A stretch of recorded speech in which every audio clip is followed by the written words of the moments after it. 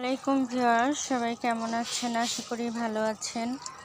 তো আমি আজকে দেখাবো যে ছাদ বাগানে লেবু গাছের যত্ন, 12 মাসি লেবু গাছ, সিডলেস চায়না লেবু গাছের কিভাবে যত্ন করতে হয়, যেভাবে যত্ন করলে এই যে সুন্দরভাবে ফল হয় সেটা আমি আজকে দেখাবো।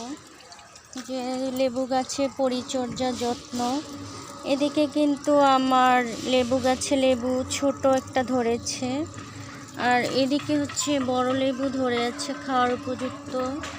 এদিকে লেবু ফুল এসেছে, এদিকেও লেবু ফুল এসেছে। তো প্রতিটা গাছের ডালে কিন্তু মাশাআল্লাহ অনেক লেবু ফুল এসেছে।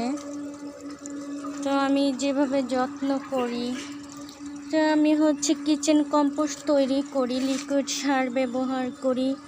কিচেন কম্পোস্টটায় যে পলিতে করে বেঁধে গাছের গোড়াতে দিয়ে রাখি, আর হচ্ছে রান্নাঘরে যে কিচেন কম্পোস্ট, তরল সার, ভাতের মাড়, এগুলো কিন্তু আমি যে দিই, যার কারণে সুন্দর ফুল হয়।